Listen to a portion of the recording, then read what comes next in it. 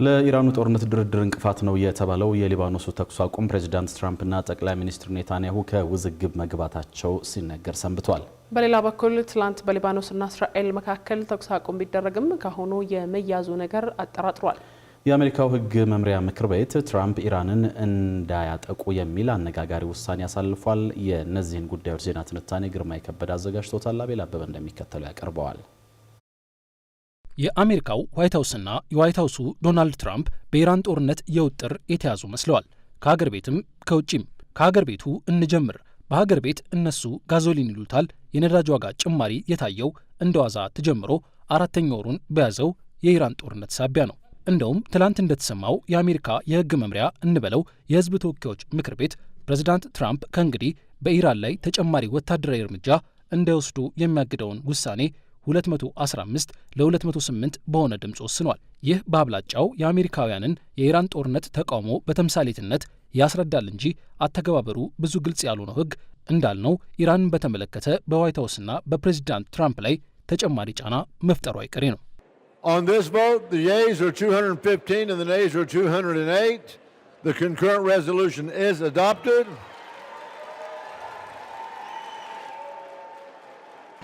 Without objection, the motion to reconsider is laid on the table.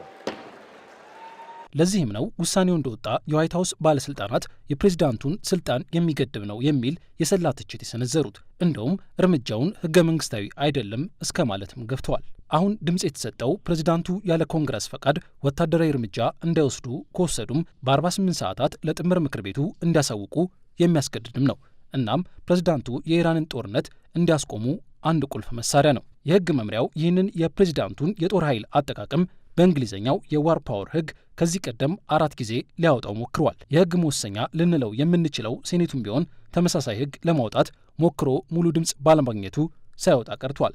ብቻ እንዳልነው ፕሬዝዳንት ትራምፕና ሹማምንቶቻቸው በአገር ቤት ጫና ላይ ናቸው። ፕሬዝዳንት ትራምፕ እንደዋዛ የገቡበት የኢራን ጦርነት እሳቸውም መከላከያ ሚኒስትራቸውም የጦር ጀኔራሎቻቸውም እንዳሉት ኢራንን በሳምንታት ዕድሜ አላንበረከከም። ድርድሩም ዋሽንግተን ብቻ ባወጣችው የጨዋታ ህግ እየተመራ አይደለም። የሺህ ዘመን የሀገርነት ታሪክ ያላት ኢራን መሪዎች በተከታታይ ቢገደሉም ወታደራዊም ሆነ ሲቪል መሠረተ ልማቶቿ እንዳይሆኑ ቢሆኑም የቴሄራን መንግስታዊ አስተዳደር ከትንግርት በሚቆጠር ጥንካሬና አንድነት ከአሜሪካ ጋር ሺህ ዘመን እንዋጋለን እያለ ነው። ኢራናውያን በብዙ እየሞቱ ነገር ግን ሀያላን ሀገርና የአካባቢውን አጋር መንግስታት በጥቂቱ እየገደሉ በተለይም የአሜሪካን ወታደራዊ ገበና ለዋና ዋና ተቀናቃኞቿ ቻይናና ሩሲያ አሳልፈው እየሰጡ ነው።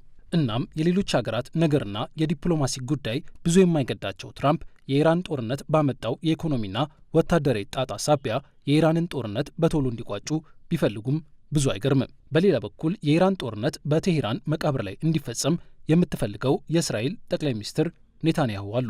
እሳቸው በሊባኖሱ ሄዝቦላ እንደ ኢራን ወይንም እንደ መንግስቷ ሁሉ ከምድረ ገጽ ብን ብሎ እንዲጠፋ ይፈልጋሉ። የሺያ እምነት ተከታዩ ሄዝቦላ ደግሞ እንደ ሺያ እምነት ጠበቃ በምትቆጠረው ኢራን በቅርብ ይደገፋል። የአሁኑ የፋርስ ቀጠና ጦርነት ሲጀመርና እስራኤልና አሜሪካ ድንገት ኢራንን በሚሳኤል ሲነርቱ ሄዝቦላም ከደቡብ ሊባኖስ ሆኖ በእስራኤል ላይ ዘመናዊ 107 ሚሜ የካቱሽ ሮኬትን ያዘንብ ጀመር። ቀን ሄዶ ቀን መጣና አሜሪካ ከኢራን ጋር ተኩስ አቁም ላድርግ ስትል ኢራን በቅድሚያ ያቀረበችው ጥያቄ እስራኤል ሄዝቦላ ላይ የጀመረችውን ጥቃት ታቁም እንደነበር እናስታውሳለን። በብዙ የትራምፕ ጥረት ከዚህ ቀደም እስራኤል ከሊባኖስ ጋር ደረሰች በተባለው ስምምነት ተኩስ አቁም ቢደረግም በአብላጫው ከእስራኤል ወገን ስምምነቱ ሲጣስ አይተናል። በአሜሪካ ወገን ራሴን ለመከላከል በሚል ባለፈው ሳምንት ብቻ 3 ኢራንን በሚሳኤል የቀጠቀጠችው ዩኤስ አሜሪካ በፓኪስታን እየተካሄደ ያለው ድርድር አንድ ጋት ፈቀቅ ማለት ሲያቅተው አሁን እንደገና እስራኤል ላይ ለሊባኖስ ጦርነት ተኩስ አቁም ቤንያሚን ኔታንያሁን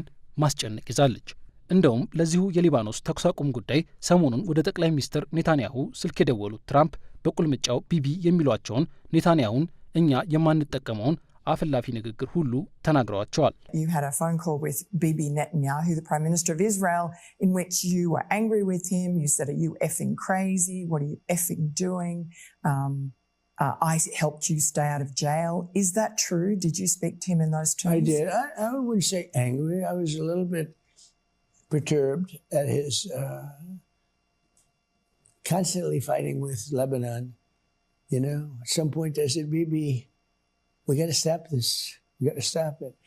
But I have a very good relationship. We've done well together. He always says, we could never have done it, but everybody knows that we could have never done it without the United States. አሁን በመጨረሻው የመያዙ ነገር ካሁን የተፈተነው የተኩስ አቁም የሂዝቦላ መናኸሪያ የሆነችው ሊባኖስና እስራኤል እንደ ቴህራን ጥያቄና ምኞት ሁሉ ከተኩስ አቁም ስምምነት ደርሰዋል። ጉዳዩን የግራግራ የሚያደርገው ግን የተኩስ አቁም ስምምነቱ የሚተገበረው የስምምነቱ ፊርማ አካል ያልሆነው ሂዝቦላ የካቱሽ ሮኬትን ወደ እስራኤል ካልተኮሰ ብቻ ነው። እናስ ይህ ስምምነት ከውጥረት ለገቡት ለአሜሪካው ዋይት ሀውስና ለዋይት ሀውሱ ትራምፕ ለኢራኑ ጦርነትም አንዳች መቋጫ ያስገኝላቸው ይሆን?